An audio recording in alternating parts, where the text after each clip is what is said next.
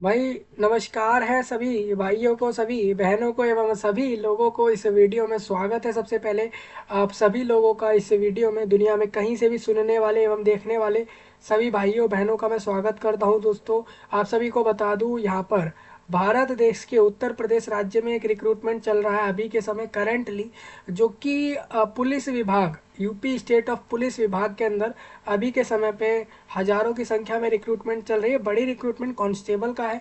अगर आपको fully chance लेना है कि हमें तो कोई सा भी पोस्ट मिले, वैकेंसी मिले, हमें जॉब चाहिए, बेसिकली ये है कि हमें हर हाल में जॉब चाहिए, तो आप लोग चाहे 12th पास हो, 10th पास हो, ग्रेजुएट्स हो, तो आपको एक सजेशन रहेगा कि आप लोग कांस्टेबल वाले पे अप्लाई करना, अगर आपको सिर्फ जॉब चाहिए। ठीक है भाई, क्योंकि कांस्टेबल में चांसेस है लोगों को वैकेंसी के हिसाब से जॉब मिल जाएगी, क्योंकि काफ़ी बड़ा रिक्रूटमेंट है।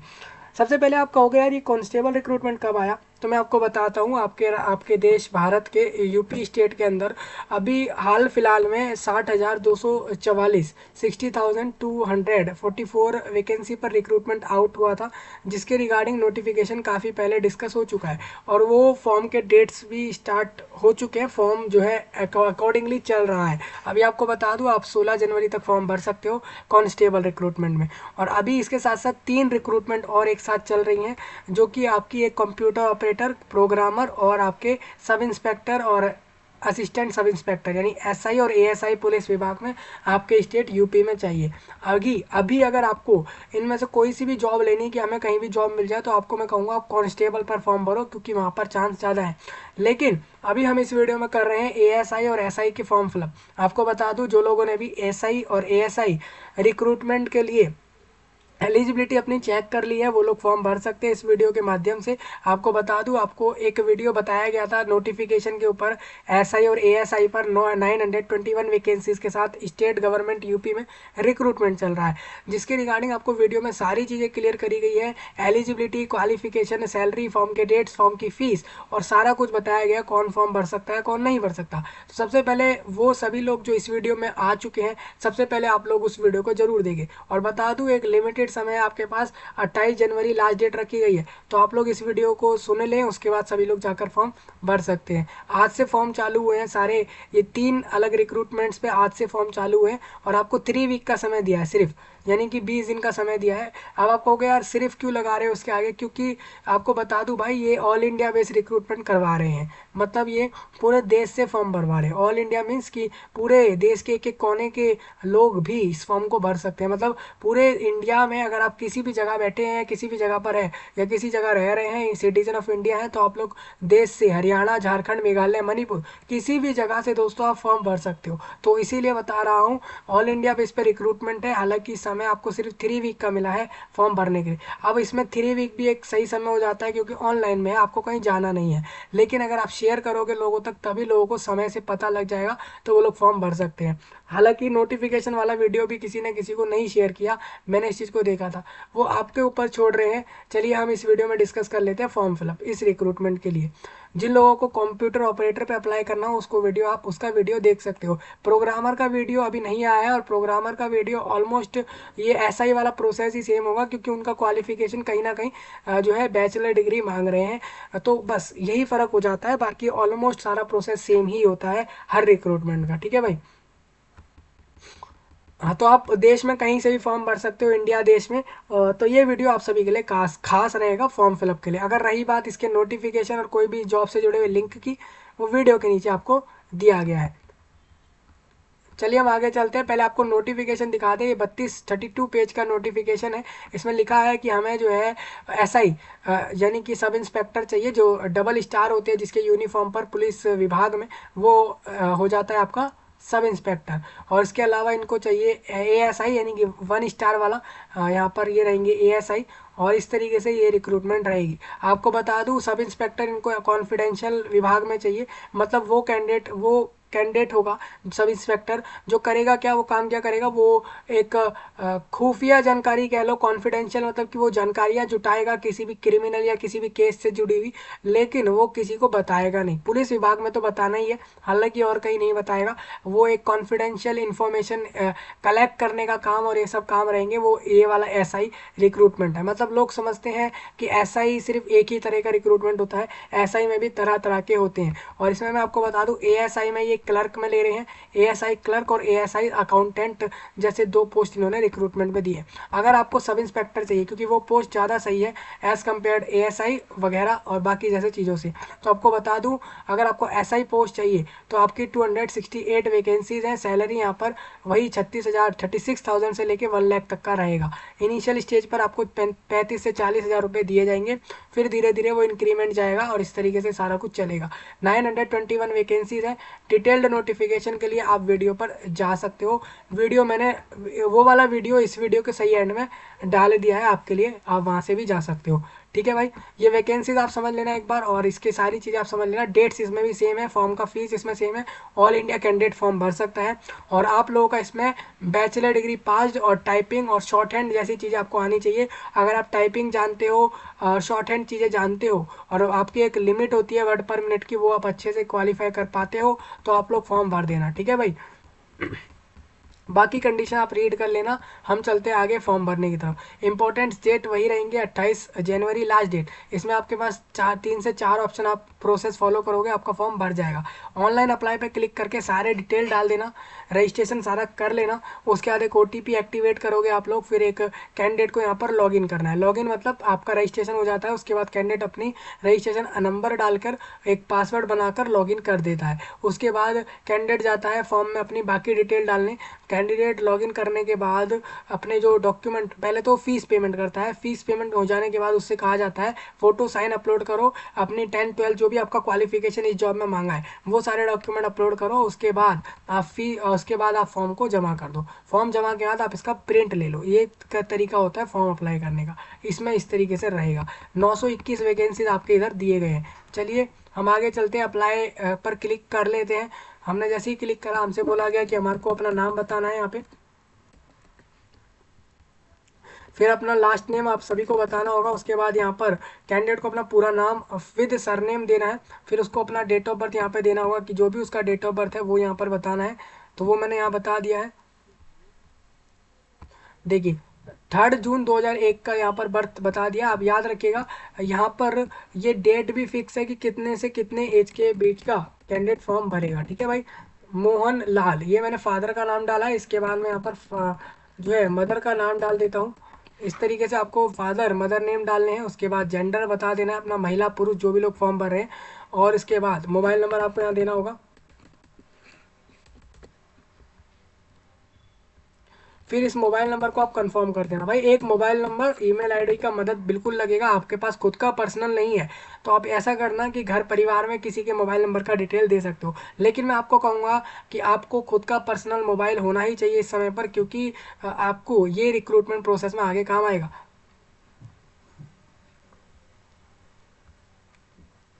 ठीक है भाई, आधार नंबर जिन भी लोगों के पास होगा दे देना, जरूरी नहीं है आधार नंबर देना, लोगों के पास हो तो अपना दे सकते हैं। आधार नंबर क्या है, एक यूनिक आईडी होता है। और इंडिया के अंदर एक आधार कार्ड नाम की एक चीज़ है, जिसके बेस पर लोगों की एक डिटेल होती है, उनका एक आईडी प्रूफ होता है, हाँ भाई कि हम इसी देश के नागरिक हैं, वो प्रूफ करने का। हालांकि आज के समय पर लोग ड्राइविंग लाइसेंस से प्रूफ कर लेते हैं, पैन कार्ड और बाकी चीज़ें दिखाकर, लेकिन एक आधार कार्ड को भी जरूरी रखा गया है। फर्स्ट प्रेफरेंस लोग आधार कार्ड को देते हैं, खासकर गवर्नमेंट सेक्टर्स के अंदर, ये मैंने देखा है पूरे इंडिया में। आपको बता दूं यहाँ पर आपको बताना है ईमेल आईडी।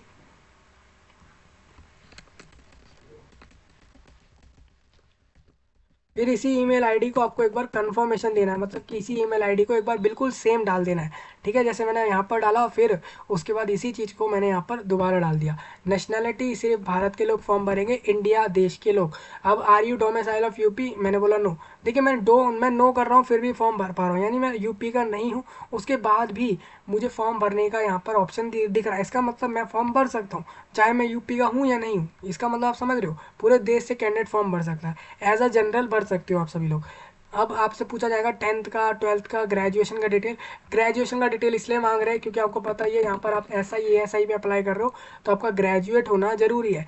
PG यानी कि अगर PG डिप्लोमा अगर किसी ने करा है अकाउंटेंसी में तो वो भी आप बता सकते हो। ठीक है भाई। अभी अकाउंटेंसी वाला डिटेल क्यों पूछा जा रहा है, उस पर स्टार क्यों नहीं है, बेसिकली उस पर स्टार इसलिए नहीं है क्योंकि हो सकता है आप अकाउंटेंसी वाला पोस्ट ना लो, ठीक है, लेकिन ग्रेजुएट तो आपका होना जरूरी है। अकाउंटेंसी वाला पोस्ट वही कैंडिडेट लेगा जो ASI अकाउंटेंट में अप्लाई कर रहा है, और ज़रूरी नहीं है कि उसका PG डिप्लोमा अकाउंटेंसी हो, ऐसा भी हो सकता है कि ग्रेजुएशन डिग्री उसका अकाउंटेंसी में हो, BSc अकाउंटेंसी हो, BCom इन अकाउंट्स हो, ये सब हो सकता है। ठीक है भाई। CBSE यहाँ पर बोर्ड का नाम बता दिया है मैंने। उसके बाद यहाँ पर मैंने ये बता दिया कि 2017 के मई महीने में मैंने इसको पास कर लिया था 10th क्लास को। मेरे को यहाँ बता देना है पास, और उसके बाद रोल नंबर मेरे को बताना होगा यहाँ पे। उसके बाद मार्कशीट का एक सीरियल नंबर रहता है आपके 10th के मार्कशीट पर, आप लोग देख लेना। 12th का मार्कशीट के बारे में बता दिया मैंने, जो भी डिटेल मांग रहे हैं। उसके बाद मैंने यहाँ से ये बताया आगे की चीज़ें।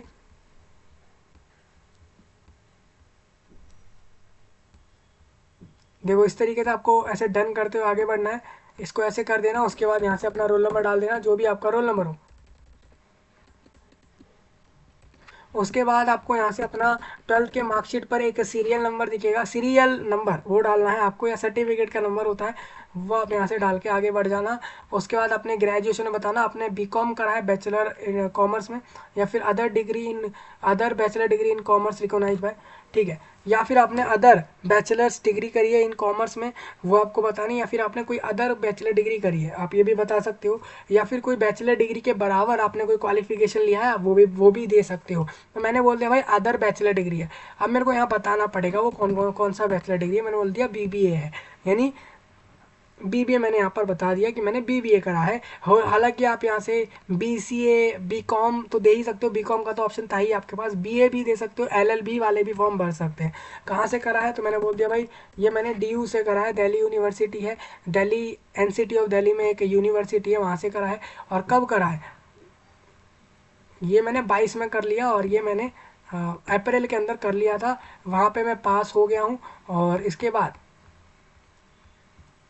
मेरा रोल नंबर जो वहाँ रहा वो मुझे इधर बताना है। उसके बाद फिर मुझे यहाँ से उसके बाद मेरे को इस तरीके से सारी जानकारी बताते हुए मेरे को फिर आगे बढ़ना है। PG डिप्लोमा इन अकाउंटेंसी पूछ रहे हैं, मतलब कि post graduate diploma in accountancy करा है या नहीं, या PGDA करा है कि नहीं, वो आपको बताना है। मैंने नहीं करा, मैंने इसको खाली छोड़ दिया। ठीक है, आप लोग बता सकते हो। अब O लेवल सर्टिफिकेट आपने फ्रॉम LIT से करा हुआ होना चाहिए, ये आपसे पूछा जा रहा है। तो आपने O लेवल करा है इधर से या कहीं और से, तो वो आपको बताना है। मैंने बोल दिया हाँ भाई मैंने O लेवल सर्टिफिकेट इधर से करा है। ये किधर से करा है ये भी मैंने बता दिया, मैंने DU से करा है। जहाँ से भी आपने किया हो वो आपको बताना है। कब किया था वो भी मैंने बता दिया कि ये मैंने 2023 के जून में कर लिया था इसको भी। ठीक है, और इसमें मैं पास हो गया था। वहाँ मेरा रोल नंबर जो रहा वो ये रहा था, और वहाँ पे जो मेरे को मार्कशीट मिली इस सर्टिफिकेट की उसके अंदर जो सीरियल नंबर है वो ये है। ठीक है, इसके बाद आपको आना आगे, पोस्ट प्रेफरेंस पूछेंगे। पोस्ट प्रेफरेंस आपको पहले क्या बनना है, पहले आप सब इंस्पेक्टर बनना चाहोगे, असिस्टेंट सब इंस्पेक्टर बनना चाहोगे। देखिए पहला जो SI पोस्ट है वो कॉन्फिडेंशियल रहेगा, और मतलब कि वो एक गोपनीय पोस्ट है, पोस्ट का नाम गोपनीय है, ऐसा नहीं कि पोस्ट नहीं बता रहे वो लोग, उनका काम ये बता रहे हैं। ठीक है, ASI में कह रहे हैं मिनिस्ट्रियल पोस्ट है, तो मैंने पहले बोला SI। मोस्टली लोग SI को पहले रखेंगे फिर ASI पे रखेंगे, जहाँ तक मैं जानता हूँ। ऐसा भी आप कर सकते हो, नो, मतलब पहले आपको सिर्फ SI ही बनना है और ASI नहीं करना, तो आप नो कर देना। ठीक है भाई, ये प्रेफरेंस है कि आपको पहले SI बनाया जाएगा फिर ASI। आप अगर जिस तरीके का एग्ज़ाम देते हो, जिस तरीके से पास करते हो, do you know short hand, तो आपको बताना। जैसे मैंने बोला यस, नो कर दिया तो कह देंगे कि आप एलिजिबल नहीं हो। ठीक है भाई, क्योंकि शॉर्ट हैंड आपको आना जरूरी है, तो मैंने बोला यस। अब आपको बताना अधिमानी अर्हताएं बतानी है। जैसे ये बोल रहे हैं कि do you have certificate from the DOE-ACC, और ये जो आपका सोसाइटी और बैचलर डिग्री इन कंप्यूटर एप्लीकेशन, यानी आपके पास बैचलर डिग्री कंप्यूटर एप्लीकेशन में या टेक्नोलॉजी में या इन सब में है गवर्नमेंट द्वारा, तो आपको ये बताना है। जैसे मैंने नो करा, आप देखोगे मैंने नो करा तो भाई नहीं है मेरे पास, ये मैंने बोल दिया। फिर ये बोल रहे हैं कि आपके पास ग्रेजुएट डिग्री है इस एक लॉ फील्ड में, आपके अगर आपने लॉ में करा है तो आपको बताना है। मैंने बोला नहीं, नो कर दिया। फिर ये आगे बढ़ेंगे हम थोड़ा। क्या आप टेरिटोरियल आर्मी में 2 साल तक के पीरियड के लिए कभी वहाँ पर काम करे हैं? मैंने बोला नहीं भाई, नहीं करा। एनसीसी सर्टिफिकेट वाले आप हो? मैंने बोला नहीं हूँ। इस तरीके से आगे बढ़ जाते हैं। एड्रेस आपसे बोलेंगे तो एड्रेस आपको बताना है यहाँ से। आप देख रहे हो एड्रेस इस तरीके से बताएंगे और हम इसको कर देते हैं सेम, कि हमारे दोनों एड्रेस सेम है। आप चाहो तो अपने एड्रेस डिफरेंट बता सकते हो कि भाई हमारा अलग अलग एड्रेस है, ठीक है। लोगों के होते हैं दो एड्रेस, कि वो प्रेजेंटली कहीं और होते हैं और परमानेंटली उनका एड्रेस कुछ और होता है, तो वो दोनों तरह के दे सकते हैं। और स्टेट आपको बताना है यहाँ से, आप कौन से राज्य से फॉर्म भर रहे हो, आपका एड्रेस कौन से राज्य का है, किस जगह का है, वहाँ का आपको डिस्ट्रिक्ट यहाँ बताना है। आप देख रहे हो मैंने बता दिया। पिन कोड पूछा जाएगा आपके जहाँ पर रहते हो, वहाँ का पिन कोड, ये जो भी आप एड्रेस दे रहे हो और वहाँ का पिन कोड ये आपसे मांग लिया जाएगा। फिर आप प्रीव्यू एंड सबमिट पर क्लिक कर देना। सारे डिटेल एक बार आप यहाँ से इस तरीके से देख लेना, ठीक है भाई। इसको डेट देखने के बाद आप एक बार देख लेना सब कुछ सही है कि नहीं। उसके बाद ऐसे आप टिक कर लेना इन सब पे। ये टिक आप इन चीज़ों पे कर रहे हो कि आप जो भी डिटेल दे रहे हो वो सही दे रहे हो, अपने अपनी नॉलेज से और अपनी सारी जानकारियों से। और अगर आपने इसमें तो कुछ भी गलत दिया हुआ है और बाद में पाया गया कि गलत है, तो उसके जिम्मेदार आप हो सकता है कि आपके रिक्रूटमेंट में से आपको बाहर करें, तो आपको वो मानना होगा। वही सारे पॉइंट इसमें यहाँ पर लिखे हुए हैं। सबमिट एंड नेक्स्ट पे क्लिक कर देना। ये आपको एक रजिस्ट्रेशन नंबर दे देंगे, इसकी आप एक बार इमेज क्लिक कर सकते हो या फिर आप इसका स्क्रीनशॉट भी ले सकते हो, क्योंकि इसी की मदद से आप लॉगिन करोगे, ठीक है भाई। मैंने देखिए एसआई और एएसआई दोनों पे अप्लाई करा है, आप चाहो तो एक पर भी अप्लाई कर सकते हो। एक्टिवेट थ्रू ओटीपी, हम यहाँ पे रजिस्ट्रेशन नंबर डालेंगे। हम एक बार फ़ोन में देखेंगे कि हमारे को एक ओटीपी आया होगा, वो हम यहाँ से डाल देंगे। तो हमें ओटीपी आया है क्या, सबसे पहले हम देखते हैं। यहाँ पे रजिस्ट्रेशन नंबर डाल देते हैं। उसके बाद कहेंगे डेट ऑफ बर्थ बताओ, तो डेट ऑफ बर्थ यहाँ से बता देते हैं।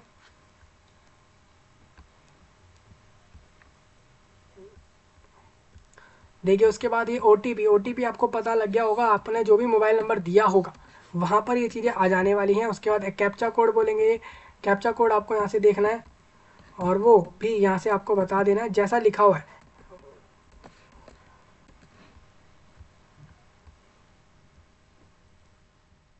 इस तरीके से डालने के बाद आपको यहाँ पे एक्टिवेट पे क्लिक करना होगा। आप देखोगे कि आपका जो है रजिस्ट्रेशन एक्टिवेट हो चुका है। अब आपको यहाँ से लॉगिन कर जाना है। अब आपको लॉगिन करने के लिए वही सेम डिटेल्स दोबारा डालने होंगे,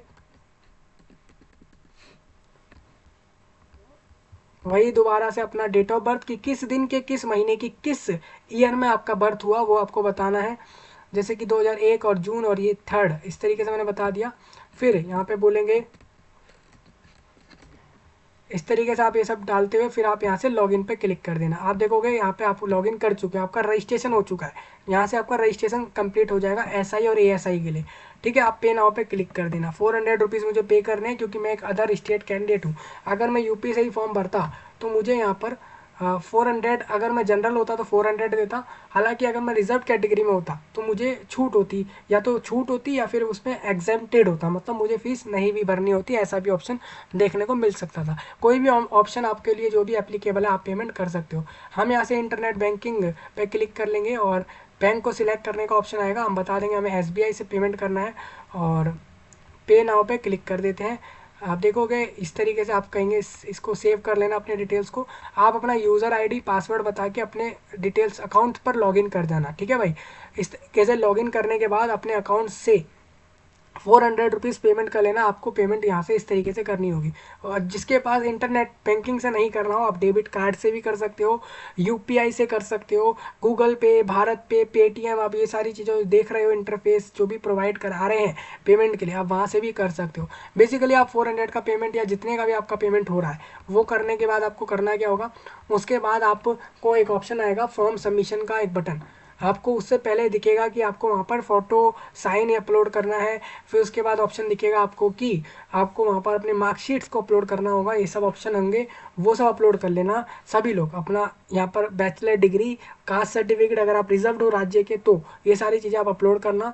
ये अपलोड हो जाने के बाद आपको फॉर्म सबमिट कर देना है और उसके बाद फॉर्म का प्रिंट ले लेना है।